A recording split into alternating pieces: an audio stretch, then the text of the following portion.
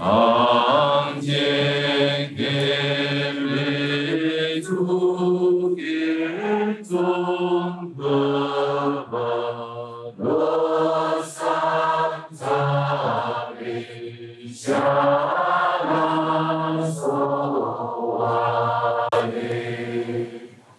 你为结为给渐渐瑞西，基为天北王国将北洋，常见给为主见中的吧，罗桑扎给夏拉索瓦雷。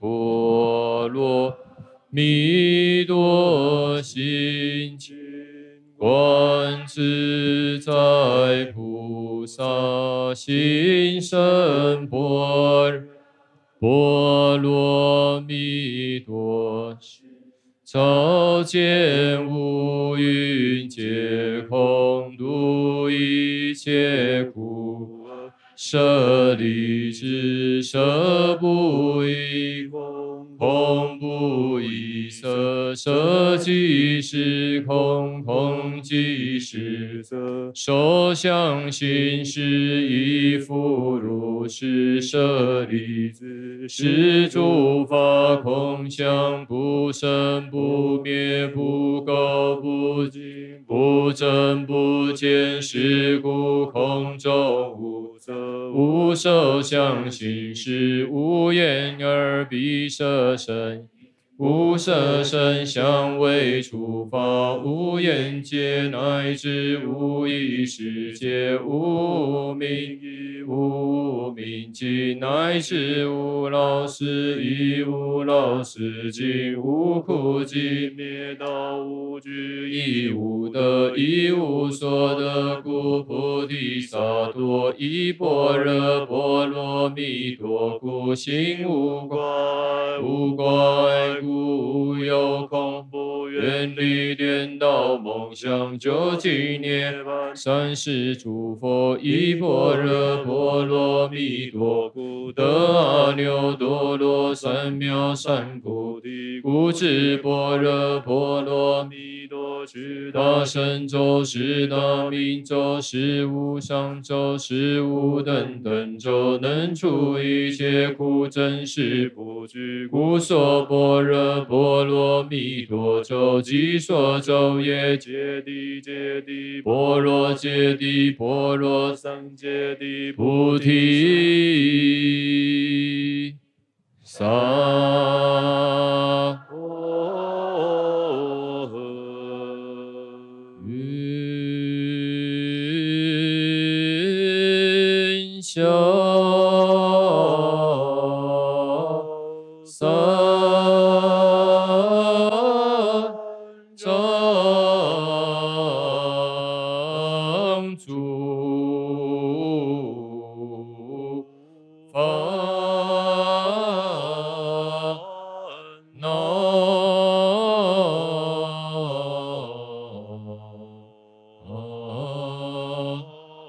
愿得智慧真明了，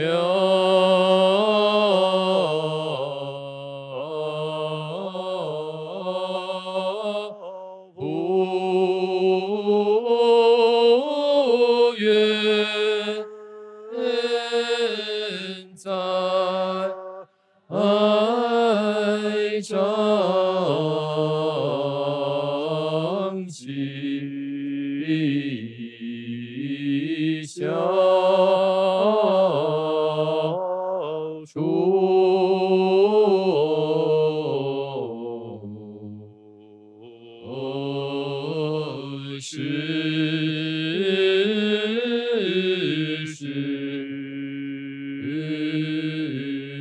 常行菩萨道。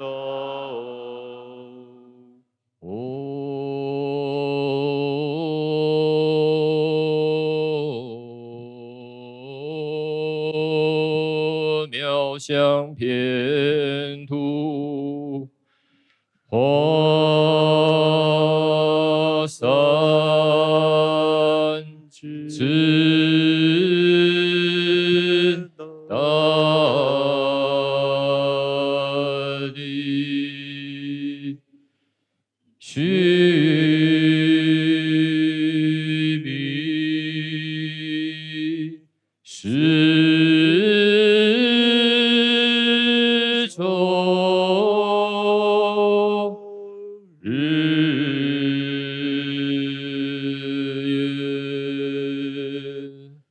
所传言，今如佛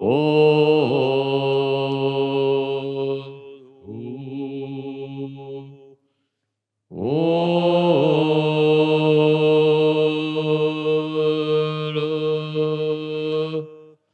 今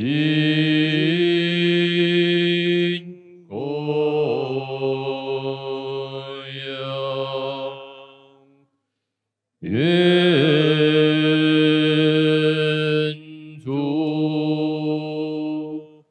有情共享，自净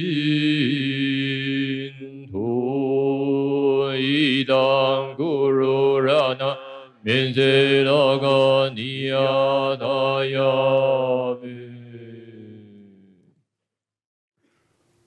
다 들이 이네 आंदा चंद्र शाचे दूसरे।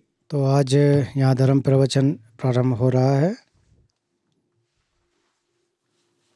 इन्हें मिक्स में माँ तो आप लोग जब मिक्से में जब इसका पाठ करते हैं अर्थात जो सुमत कीर्ति जी की स्तुति करते हैं, तो जेरिम्पुछे अर्थात सुमत कीर्ति का जो जन्म स्थान है वो मेरा जन्म स्थान है, वो बहुत ही पास में है, एक ही प्रांत के हैं। तो मेरा जो सोच विचार है, तो मेरा विचार भी जेरिम्पुछे जी अर्थात सुमत कीर्ति के समान है, ऐसा मुझे प्रतीत होता है।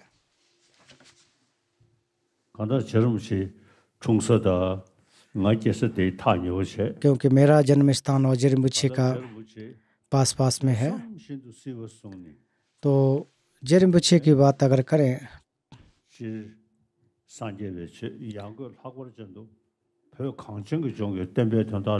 तो तिब्बत देश में जो बौद्ध धर्म की स्थापना के लिए जेरिम्पुछे का पूरा जो जीवन है या उनके जो कार्य हैं वो समर्पित रहा। तो मैं भी जेरिम्पुछे के जो जीवनी है उसी हिसाब से मैं भी प्रयास कर रहा हूँ कि उनकी तरह से उनके कार्यों को मैं भी कर सकूं उनके उस। तो अगर मैं सावधानी पूर्वक नहीं काम करूँगा तो फिर जेरिम्पुछे आमदो के थे तो एक प्रकार से आमदो क्षेत्र शर्म जैसा महसूस होगा। इसलिए मुझे उनके जैसे कार्य करने की आवश्यकता है।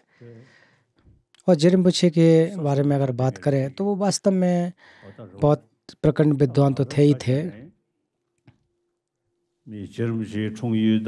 और मेरा जन्म स्थान भी जेरिम्पुछे के जन्म स्थान के पास में है।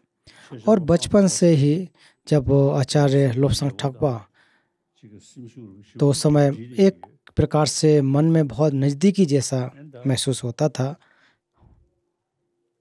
अपने आप को उनके नज़दीक में पाता हूँ। तो हालांकि परिस्थिति के हिसाब से देखा जाए तो आज हम शरणार्थी के रूप में हैं, भले ही शरणार्थी के रूप में हूँ, लेकिन भगवान बुद्ध का जहाँ तक धर्म की अगर बात करें तो उसके लिए कोई ऐसा नहीं है कि देश हो तभी अभ्यास हो सकता है। तो धर्म का अभ्यास करने के लिए वो कोई भी कर सकता है, और भगवान बुद्ध का जो धर्म है, दर्शन है, वो विश्व में हर जगह फैला हुआ है। और मैं भगवान बुद्ध का धर्म का पालन करता हूँ। इसके साथ साथ जो रिम्पोछे जी के विचार हैं वो अपने अनुभव में डालने की कोशिश करता हूँ, दूसरे लोगों को भी मैं इसकी व्याख्या करता हूँ।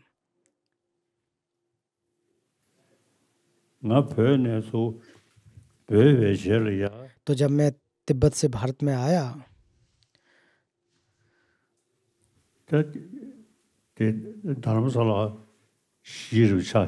तो उसके बाद धर्मशाला एक सेटलमेंट के रूप में बना।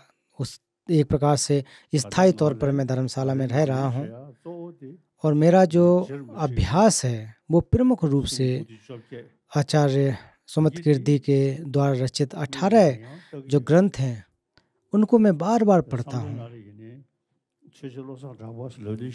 और जैसे ही आचार्य सुमत कीर्ति का नाम आता है तो फिर हमारे मन में एक हट करके एक उल्लास जैसा पैदा होता है, भले ही हम शरणार्थी के रूप में हैं।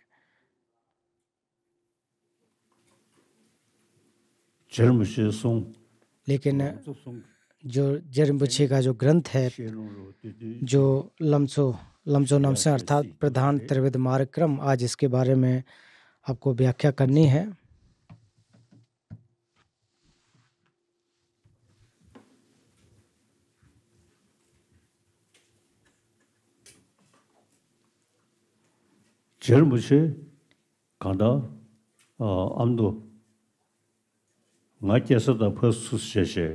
तो रिम्पोछे का जन्म स्थान और मेरा जन्म स्थान काफी नजदीकी है।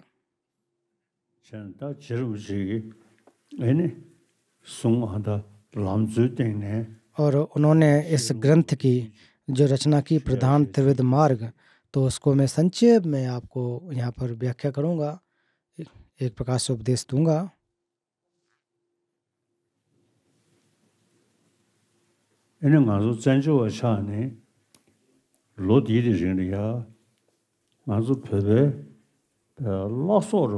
तो जब से हम लोग शरणार्थी के रूप में बने हैं तो तब से हम लोगों ने जो बुद्ध का एक प्रकार से हम लोगों का जो धरोहर है वो बुद्ध के धर्म का अभ्यास करके उनका रखरखाव किया।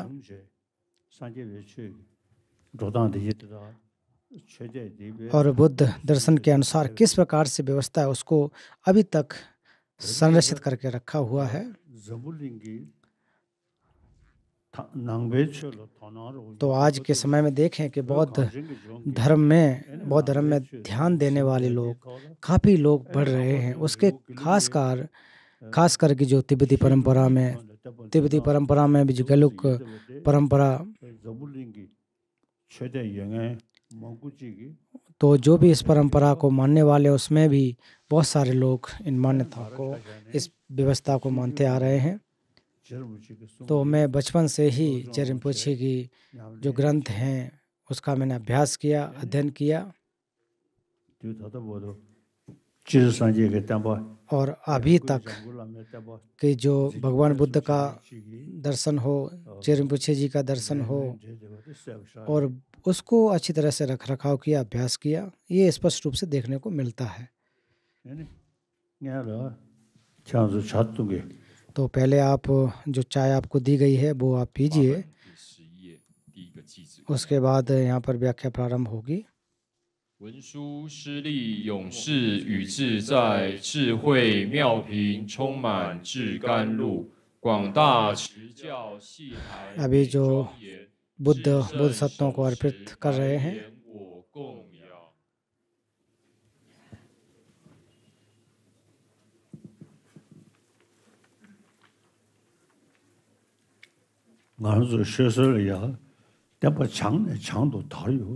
तो जैसा कि कहा जाता है कि बौद्ध दर्शन में बौद्ध दर्शन की जो वृद्धि है उत्तर से उत्तरोत्तर होती रहे।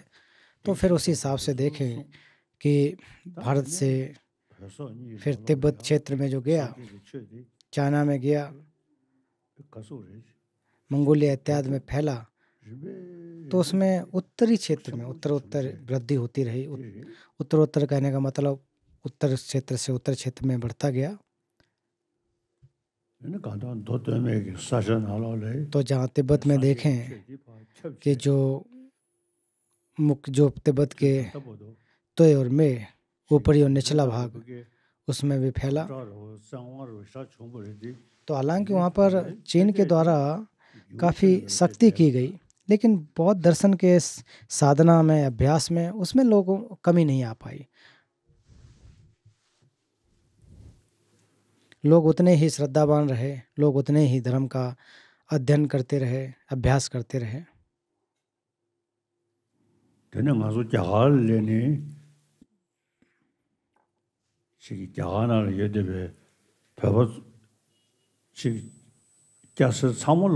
फिर भारत में आने के बाद जो हमारे तिब्बती, चाहे वो गृहस्थ हों चाहे प्रव्रजित, उन सभी ने बौद्ध धर्म के रखरखाव के लिए पूरी मेहनत की, पूरा प्रयास किया। ये बहुत अच्छी बात है।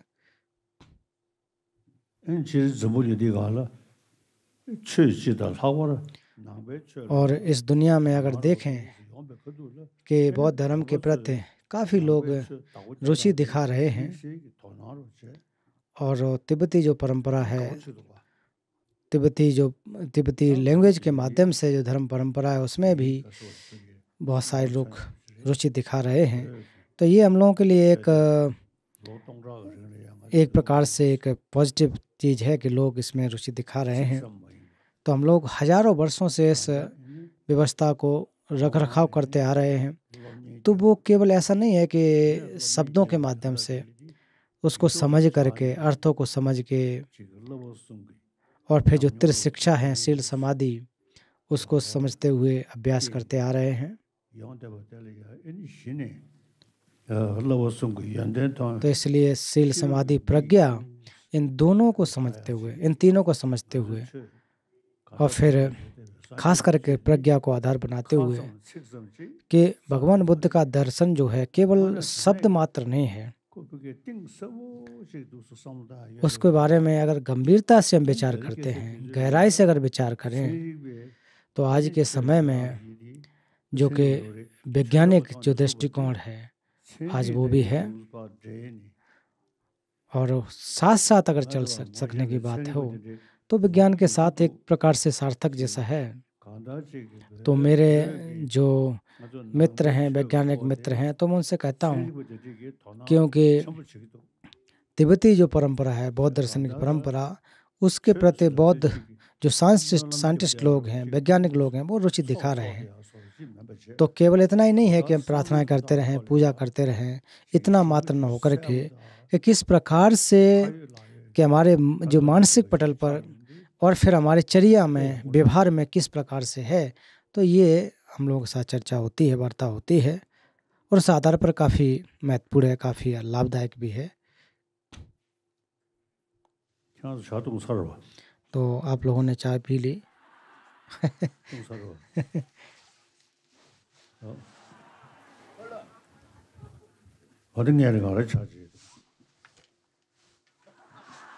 आप लोगों ने पी ली तो मैं भी चाय पी लेता हूँ।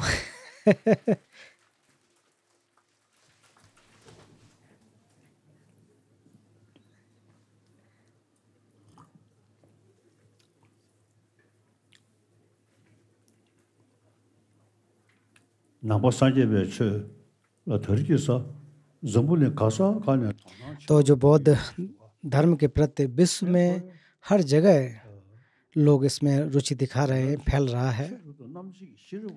तो इसमें खास करके जब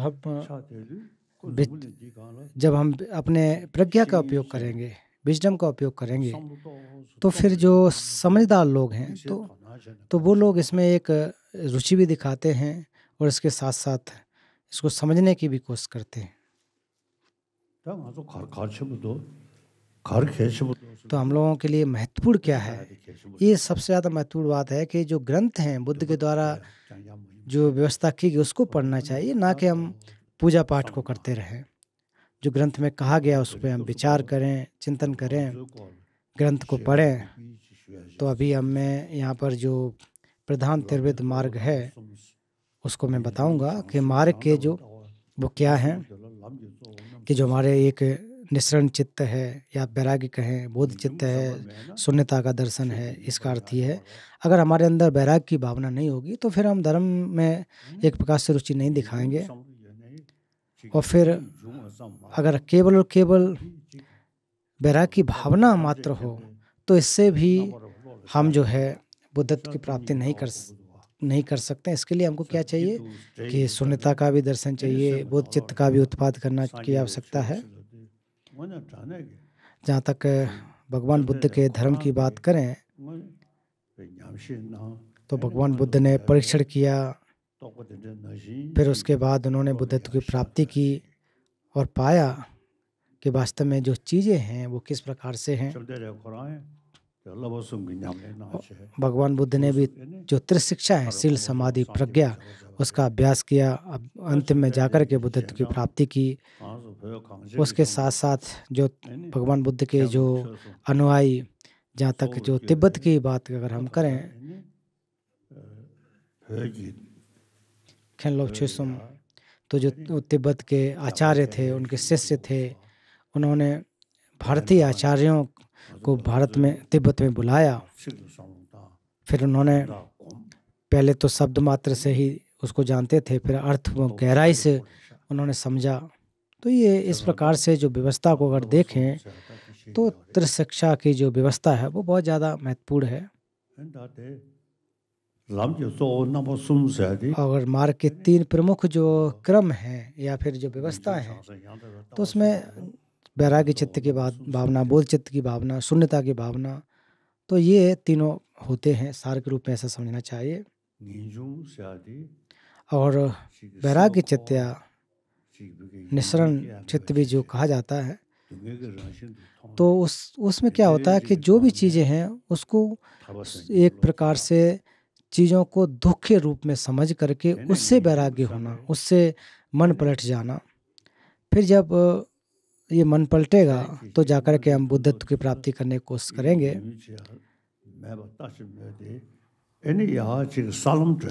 और फिर इतना मात्र ही नहीं, हम लोगों को जो मार्ग हैं और जो हमारी भूमियाँ हैं उसमें प्रवेश करने की कोशिश अगर हम लोग नहीं करेंगे तो फिर उतना लाभ नहीं होगा।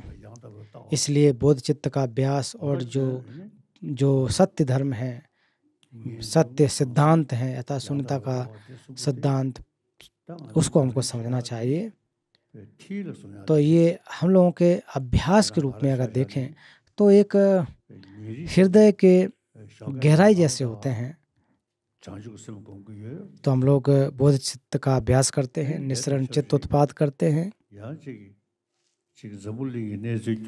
और आज के समय में जब विश्व में ऐसी स्थिति है तो उस समय अपने आप मन में एक दुख जैसा पैदा होता है, दूसरों का हित करने की भावना पैदा होती है।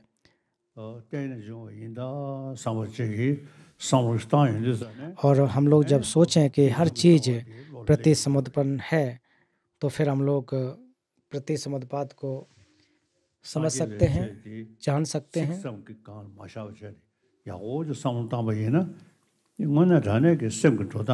अगर हम लोग केवल शब्दों में न जाकर के अर्थ के रूप में भी हम समझने की कोशिश करेंगे तो वो हमारे लिए ज़्यादा लाभदायक हो सकती है, बहुत ज़्यादा महत्वपूर्ण हो सकता है।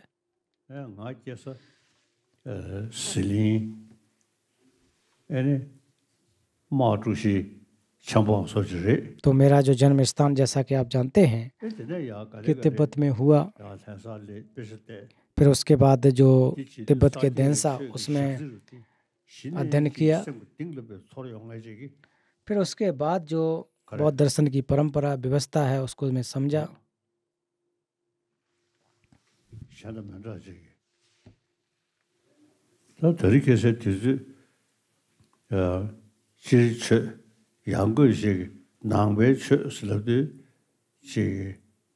가속을 보게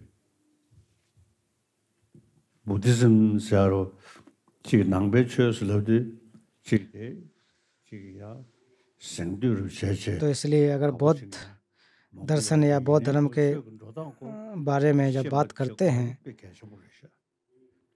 तो केवल नाम मात्र न होकर के कि इसकी सत्यता क्या है, दर्शन क्या है, इसको हमको समझने की जरूरत है।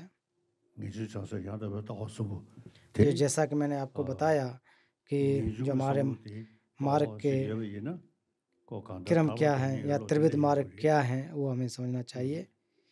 और उसमें भी पूर्व में मैंने कहा कि जो कि वैराग्य चित्त, उसके बाद जो बोध चित्त और प्रति समत्वार्था शून्यता का दर्शन, ये हमारे वास्तविक जो इस ग्रंथ के अनुसार व्यवस्था होती है। और जैसे जैसे हम अध्ययन करेंगे तो फिर हम शून्यता की तरफ भी सीख सकते हैं और ज़्यादा हमारा मन प्रवेश करेगा। तो जितना ज़्यादा हम अभ्यास करेंगे वैसे वैसे हमारे मन में, हमारे अंदर से एक विचार है, एक भावना है, बहुत अच्छी बनेगी।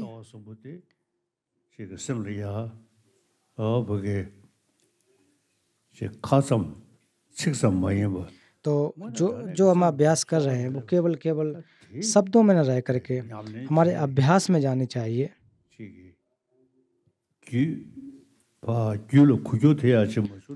और अगर हमारे मन में कुछ परिवर्तन अगर नहीं हो पा रहा है तो फिर कोई लाभ नहीं होता है। तो हम लोगों को यही प्रयास करना चाहिए कि जो इसमें प्रधान त्रिविध मार्ग क्रम में कहा जा रहा है, अपने मन में परिवर्तन लेके आए, सोच विचार में परिवर्तन लेके आए।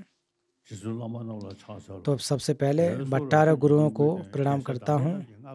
मार्ग समझ जिन प्रवचनों को हृदयगत विषय हैं, जिन पुत्रों द्वारा अनुसंसारित है, सौभाग्यशाली मोक्षों का प्रवेश स्थान है, उसे मैं यथा शक्ति प्रतिपादन करूँगा।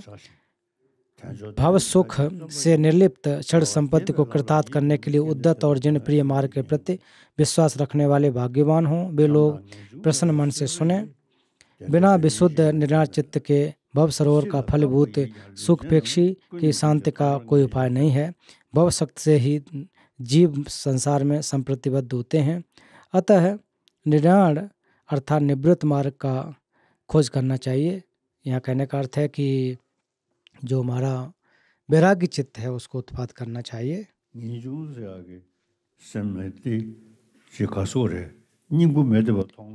तो जहाँ तक वैराग्य चित्त का मतलब है कि जिन चीज़ों को देख रहे हैं उसमें कोई सार रूप न देखें, फिर जाकर के हम बुद्धत्व की प्राप्ति की तरफ अगर जाते हैं तो फिर वो वास्तव में,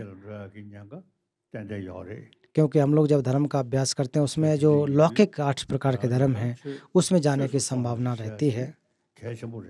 इसलिए जिस प्रकार से चीज़ें हैं उसको हमको समझने की कोशिश करनी चाहिए।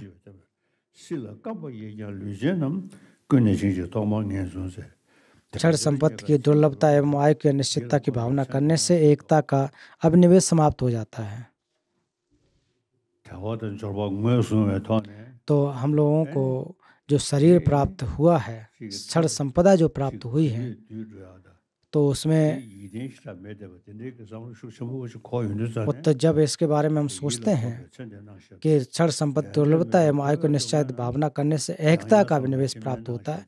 कर्म फल की अभिसंवादकता अर्थात कर्म फल की सापेक्षता एवं अत्यंत प्रतिबद्धता और सांसारिक दुखों के पुनः पुनः चिंतन करने से जो अभिनिवेश भी समाप्त हो जाता है। इस प्रकार अभ्यास करने पर सांसारिक संपदाओं के प्रति क्षण मात्र के लिए भी मन प्रेरित न हो तथा अरोहोत होने से लगती है।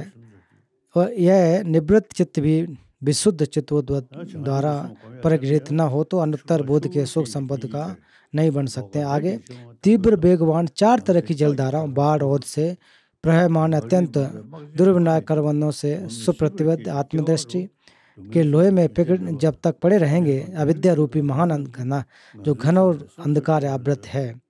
अतः निष्कोट भव सागर में जन्म जन्मांतर से निरंतर त्रिविध दुखों से पीड़ित हैं और इस तरह की व्यवस्था को प्राप्त माता जीव मात्र की स्थिति तथा चिंता करुणा से परम चित्त उत्पाद करें। तो हम लोग जब उसमें पड़े रहते हैं तब तक चीज़ों को नहीं समझ सकते हैं।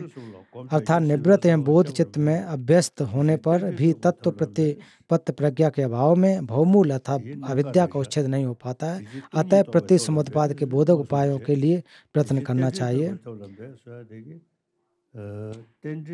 तो यहाँ जो प्रति समुत्पाद की बात कही गई है, तो प्रति समुत्पाद मतलब प्रतीत्य, अर्थात इसका अर्थ है कि दूसरों पर आधारित होना, दूसरों पर एक प्रकार से आरूढ़ होना।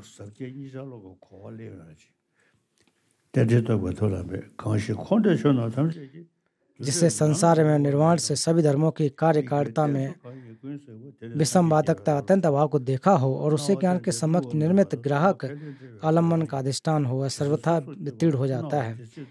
अब इस संवादी प्रति समुत्पाद की प्रति प्रतिज्ञा रहित शून्यता की प्रतियां जब तक भिन्न रूपेण रहती हैं तब तक साधक को यह समझ लेना चाहिए कि अभी मुनिमत का यथावत बोध नहीं हुआ, बुद्धत्व प्राप्ति नहीं है। जब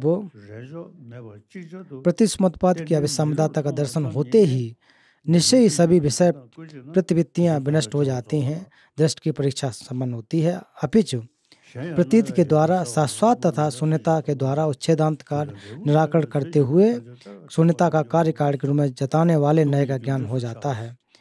इसलिए शिष्य इस प्रकार मार्ग के 3 प्रमुख मुद्दों अर्थात जो क्रम है यथावत ज्ञान अपने में प्राप्त हो जाता है, तब विविक्त सेवन करते हुए प्रबल उद्यम और अभिनव करें।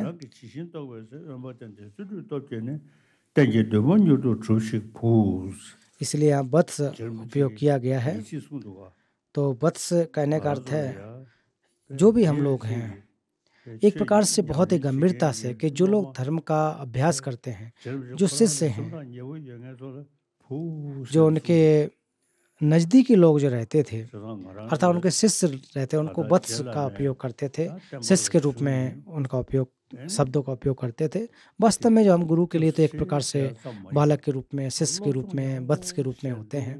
केवल इतना नहीं करना है कि उनकी हमको श्रद्धा करते रहनी है। श्रद्धा न करते हुए जो वास्तविक गहराई जो अर्थ हैं उसको हमको समझना चाहिए, केवल आगमों में नहीं, केवल वचनों में नहीं। तो कैसे कि जो अर्थ है उसके प्रति हमें गंभीर होना चाहिए, ऐसा कहना चाहिए। फिर आगे कि इसे बहुश्रुत भिक्षु श्री लोजंग ठाकुर सुमत कीर्तन ने छको दुम्बो के लिए अभिवाद के रूप में रखा है। प्रधान त्रिवृत्त मार्ग यहाँ पर समाप्त होता है।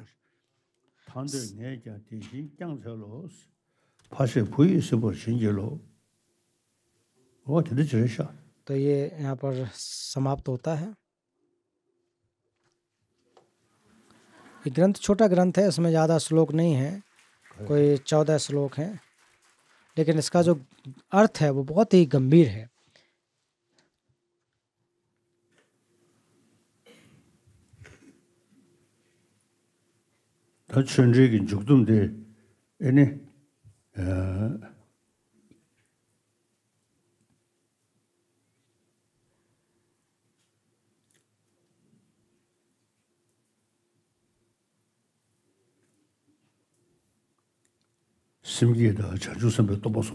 तो अभी बोध चित्तोत्पाद का और षड्गमन वो यहाँ पर करूँगा, क्योंकि इसका जो एक विधि है या फिर जो सार है वो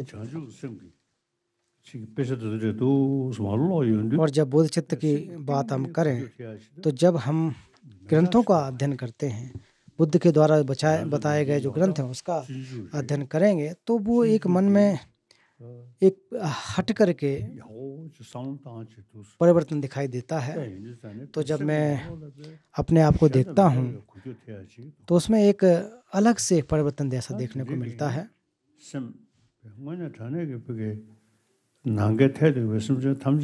तो इसलिए जो आकाश के समान जितने जीवधारी हैं उनका मैं हित कर सकूंगा, ऐसा अगर हम विचार करेंगे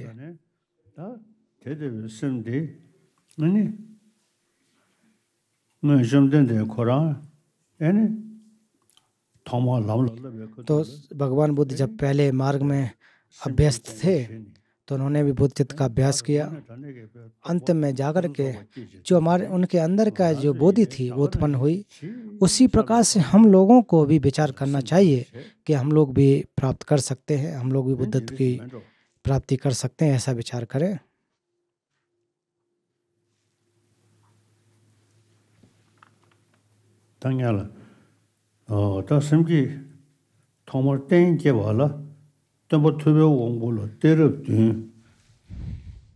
तो इसलिए बुद्धत्व को जो बोधि एक प्रकार से जो दीक्षाएं हैं उसको प्राप्त करने से पहले जो भगवान बुद्ध और उसके अलावा तिब्बत के जो भी आचार्य हैं वो सारे के सारे लोग यहाँ पर विराजमान हैं, ऐसा विचार करें। और तो तिब्बत के जो हमारी चारों परंपराएं हैं उनके सभी आचार्य गुरु यहाँ पर हैं और इनके समक्ष हम लोग षड्गमन प्राप्त करेंगे। और षड्गमन प्राप्त करने से के लिए कि जो सप्ताहें पूजाएं हैं वो मैं करूं।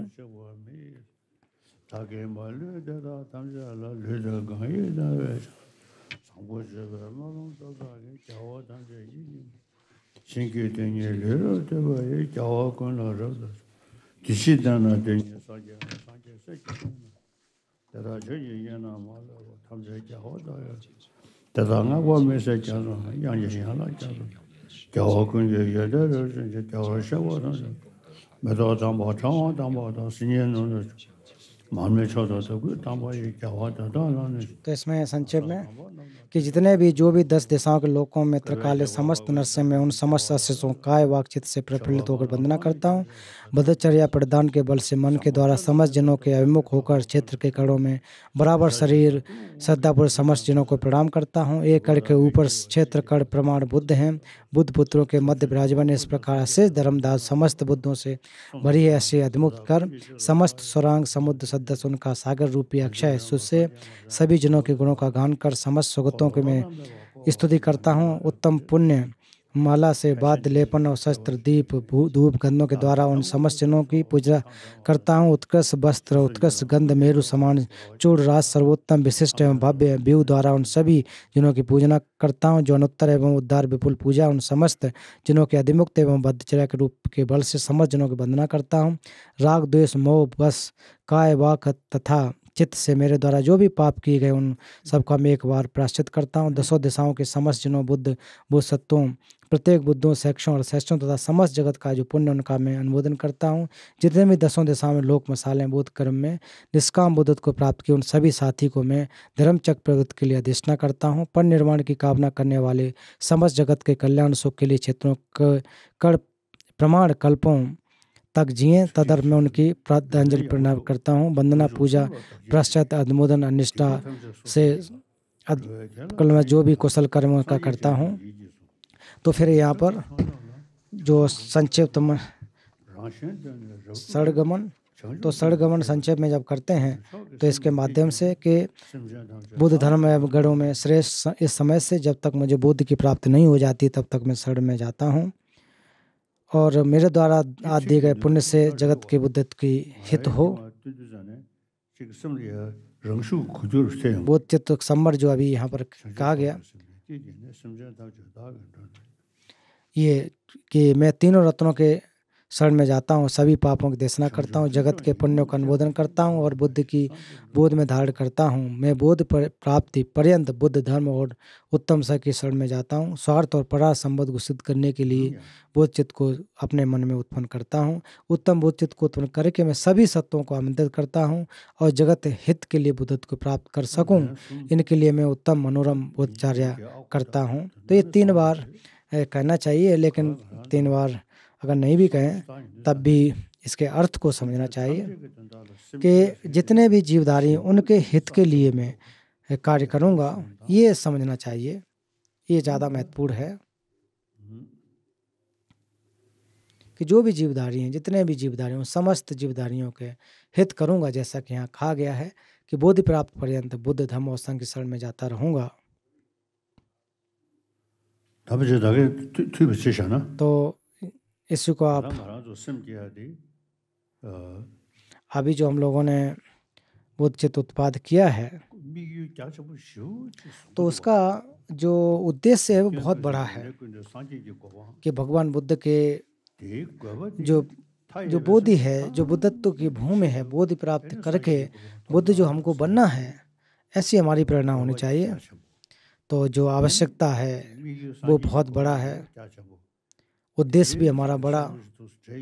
अगर इस प्रकार का हम विचार करते हैं तो हमारे मन में तो जो एक प्रकार से पावर है, एक प्रकार से इस जो प्रार्थनाओं का लाभ है वो बहुत ज़्यादा महत्वपूर्ण है। मैं सुबह उठते ही जो बोधचित्त या शरण गमन है उसका अभ्यास करता हूँ और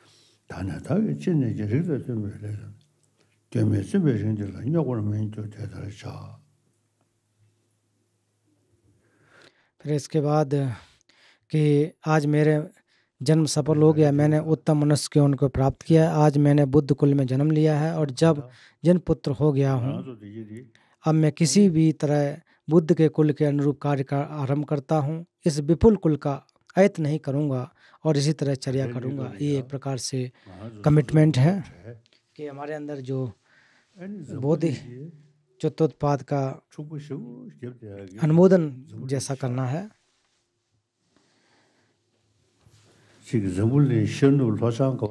तो दुनिया में आप कहीं भी देखें, पूर्व पश्चिम दक्षिण उत्तर, हर जगह एटम बम, हथियार, ये सारे के सारे बने हुए हैं, लोगों को नष्ट करने में जुटे हैं। तो हम लोगों का प्रयास यही होना चाहिए कि इस दुनिया को एक करुणिक दुनिया बनाए, करुणावान विश्व बनाए। तो ऐसा नहीं है कि ये नहीं कर सकते, हम लोग कर सकते हैं,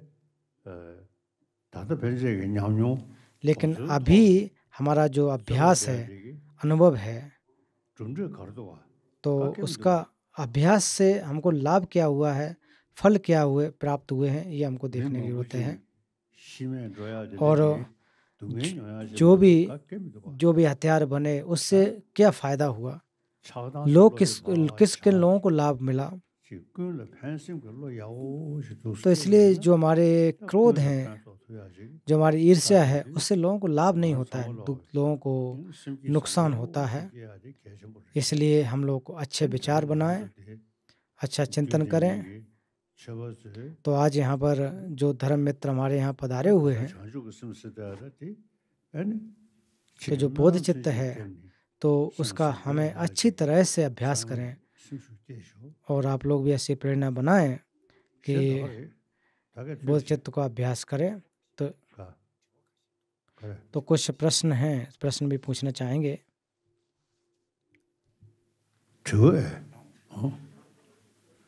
生生世世不离大善善知识的主因为何？如何与每天生活中及此因？给我他们就读，给我新年到们这就做到，看一能，你这吹吹读就得几大杀出的因。다른 가라서 고대 저와 예심에 뭐나 전에게다 천인상의 계획 신년이야. तो इसलिए हम लोग जो है आचार्य के प्रति श्रद्धा जो है बहुत अच्छी रखें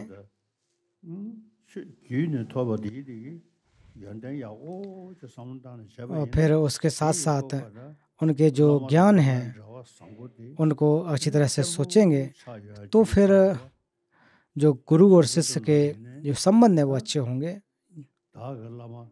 ये प्रश्न किया गया था गुरु और शिष्य के संबंध कैसे हो, तो हमेशा यही विचार लेकर के चलें कि मैं हमेशा अच्छे विचार रखूंगा।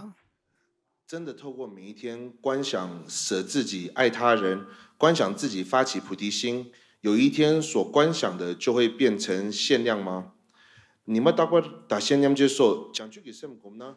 तो अगर हम लोग हर रोज जो आत्म परावर्तन विधि के माध्यम से अभ्यास करते हैं, तो वास्तव में वो लाभदायक होगा कि नहीं, कैसे अभ्यास में ला सकते हैं। तो हम लोग जब हम लोग बुद्ध चित्त के बारे में सोचते हैं तो ऐसा लगता है कि बहुत दूर की बात है। तो अगर हम हर दिन हर रोज बुद्ध चित्त का अभ्यास करेंगे तो वो और नज़दीक होता चला जाएगा, और वो भी कि आकाश के समान जो अनंत जीवधारी हैं, और अगर वो हम समझें कि वो उनके जो दुख हैं वो दूर हो जाए तो कितना अच्छा होगा, और उनको सुख की प्राप्ति हो जाए तो कितना अच्छा होगा। इस प्रकार का हर रोज हम लोग विचार करेंगे तो बहुत ज़्यादा लाभदायक हो सकता है।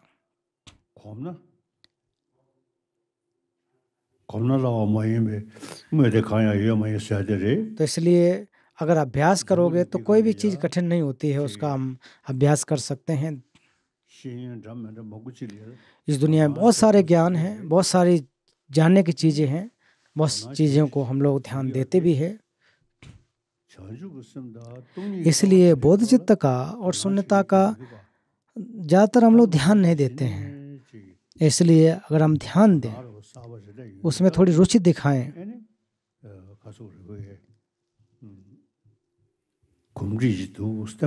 अगर उसमें आदत में लेकर के आए, तो फिर जो धीरे धीरे जाकर के शून्यता का दर्शन और बोध चित्त का जो अभ्यास है वो हमारे अंदर आ सकता है। क्योंकि मैं जो जहाँ तक शून्यता का अभ्यास हो, बोध चित्त का अभ्यास हो, इन दोनों को साथ में लेकर के काफ़ी मैं अभ्यास करता हूँ। इसलिए हमको हमेशा जो है जो प्रति समुत्पाद है उसके समझना चाहिए।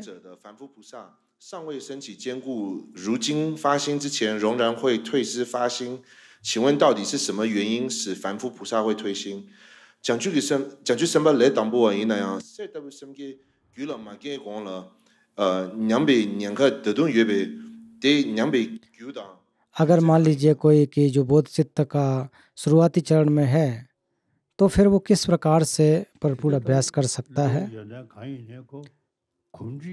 तो इसलिए अब उत्तर में कोई भी अभ्यास हो, अगर हम आदत में लेकर के आ जाएंगे, और ऐसा संभव नहीं है कि एक दिन में आ जाए, एक दिन में संभव हो, वो नहीं हो सकता।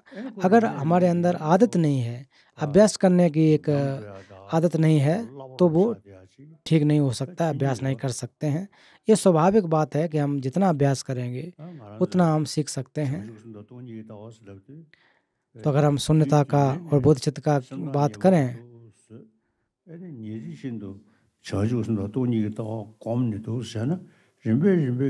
इसलिए हम लोग को क्रम से अभ्यास करते चले जाना चाहिए, और जैसे जैसे अभ्यास करेंगे तो वो उतना ही आपके दिल के करीब आता जाएगा, उतना ज़्यादा ही हम अभ्यास में आरूढ़ हो जाएंगे। तो आप अभ्यास करें या न करें, ये आपके हाथ में है। तो जन्म से लेकर के हम बुद्धत्व की प्राप्ति अगर करना चाहें जन्म के बाद, तो वो कैसे संभव हो सकती है, उसके कारण क्या हैं, कैसे हम कर सकते, हेतु क्या है।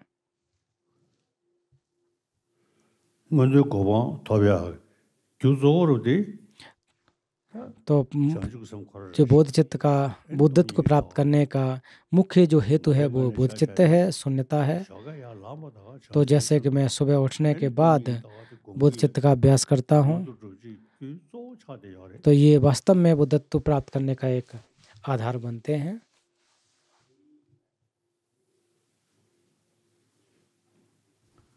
या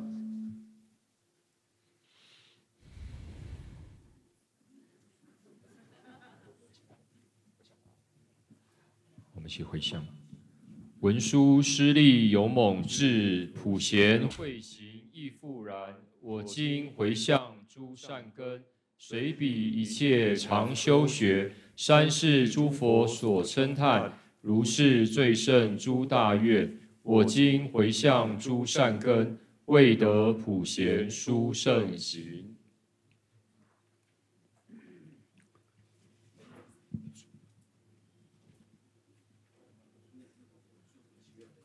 더 다르와. तो ये इस प्रकार से प्रवचन यहाँ पर समाप्त होता है। अब कल परम पावन जी की दीर्घायु प्रार्थनाएं आयोजित की जाएंगी, तो वो भी सुबह 8:15 बजे से होंगे। तो कल आप लोग पुनः जुड़िए, समय से जुड़िए। तो सभी श्रोताओं का बहुत बहुत धन्यवाद। आप सभी का दिन मंगल हो। नमो बुद्धाय। नमस्कार। 伟大于是彼上慧眼中，我愿速得成就圣者王，伟大必为神圣论转中。皆得文殊菩萨悲摄受，至于显密圣道全次第，无间修习临诸圣者心。我说世界殊胜道炼药，皆有梦里大悲因方便，无欲灭除众生于梦心。主持法往生者教，诸梵佛陀圣教为毗利。我虽以梦毗护复衰微，心为大悲所感激撼动，咸阳如是离了法眼藏，佛即佛之心尽其有也，愿具所成菩提道次第，其是以求解脱众者心，永无生者无边大事业，